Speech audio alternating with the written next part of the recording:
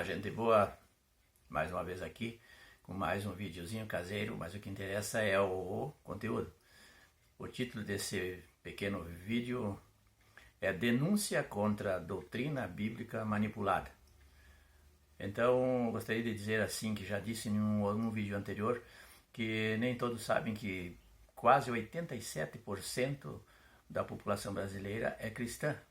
E sendo cristã, adotam certas doutrinas. E quase todas as igrejas cristãs ignoram isso que eu vou falar agora, que foi manipulado e é um engano. Então, o apóstolo Paulo é conhecido pelos cristãos. Eu vou falar para pessoas que conhecem a Bíblia, naturalmente, né? Então vão saber o que eu vou falar rapidamente e vão entender. E que o apóstolo Paulo é um dos apóstolos que tem mais destaque no Novo Testamento pela sua sabedoria e tal, e as igrejas são muito doutrinadas pelas doutrinas deste apóstolo.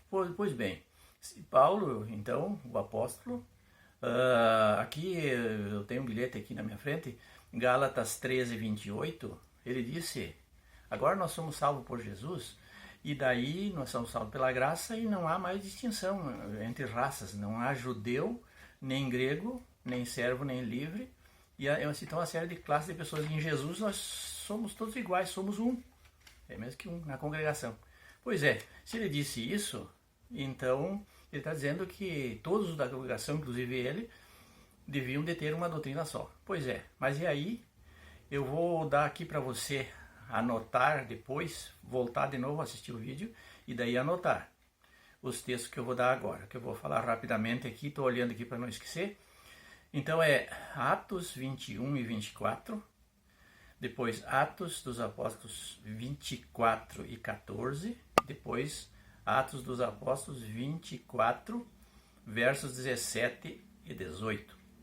O que Paulo está dizendo nesses textos? Ele está dizendo, está sendo provado nesses textos que Paulo guardava a lei com todas as letras.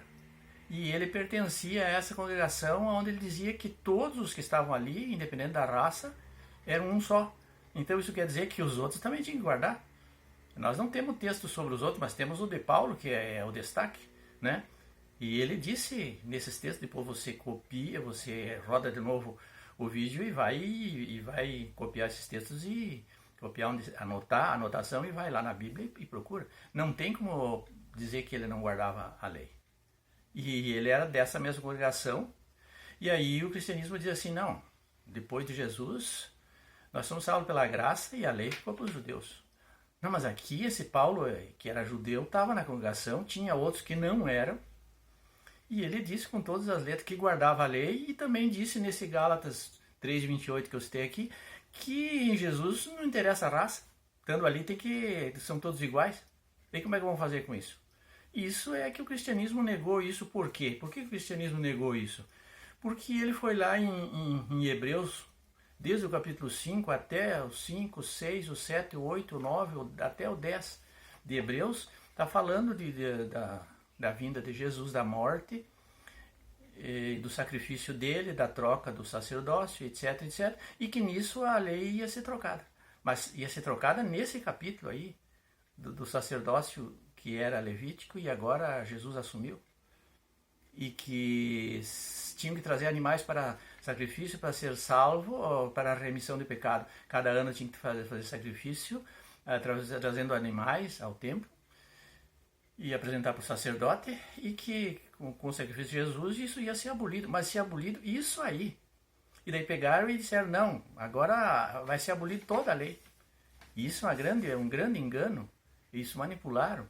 Então esse Paulo que disse que somos todos iguais, e na congregação dele tinha outros que não eram judeus, e ele diz: não, mas não interessa, tanto judeus como grego, como servo, como livre, e Jesus somos um. Tá, mas ele guardava a lei, que eu não tenho como negar, com esses textos de Atos que eu botei aqui, e muitos outros. Eu só citei só esses, mas tem sobrando. Então, será que é só para ele? Mas se ele era igual aos outros, ou os outros eram igual a ele, todos tinham que guardar a mesma lei. Por que só ele tinha que guardar a lei?